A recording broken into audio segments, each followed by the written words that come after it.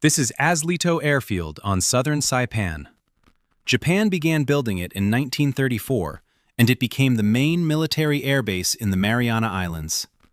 By June 1944, it stood in the path of the American invasion.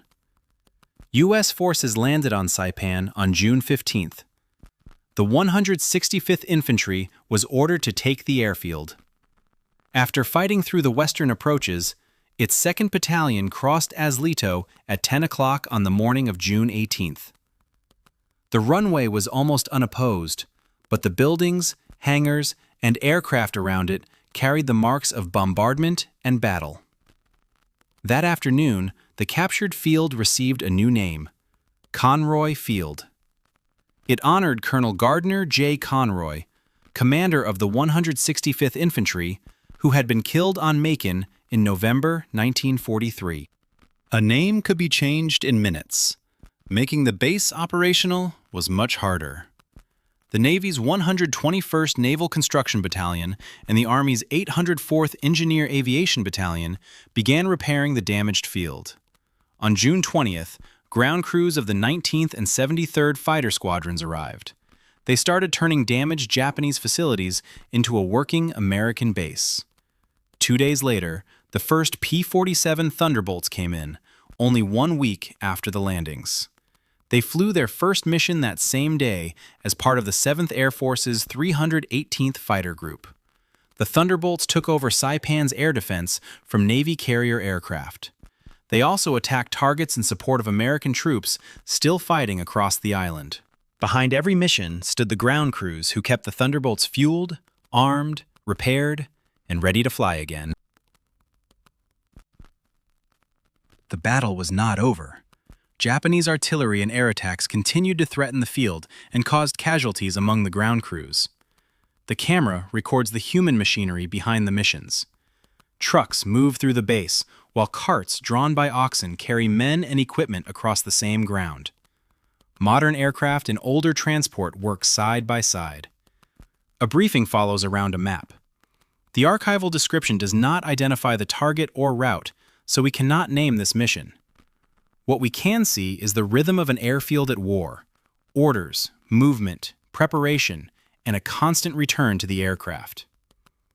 A fighter on the runway is only the visible end of a much larger system. A mission briefing brought pilots together around maps, routes, targets, and timing. What was decided here shaped every preparation that followed outside. Crates must be opened. Supplies and tools must reach the right aircraft. Mechanics and armorers inspect, load, and prepare each machine before the pilot can leave the ground.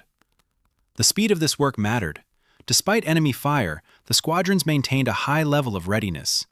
The 73rd Fighter Squadron regularly kept 30 of its 37 assigned P-47s operational. Here, the ground crews prepare the Thunderbolts for attack. Rockets are carried to the aircraft, aligned beneath the wings, secured to their mounts, and checked one by one. The surviving record calls them rockets, but does not identify the exact model. We will not guess. The P-47 was known for ruggedness, speed, and heavy firepower. It served as a fighter, an escort, and an effective ground attack aircraft.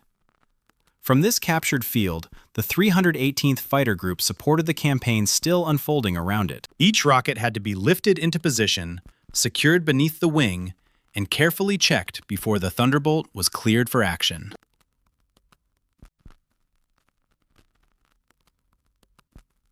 Between June 24th and July 9th, the 19th and 73rd Fighter Squadrons flew 144 sorties over Saipan, including air defense, planned strikes, and some close support.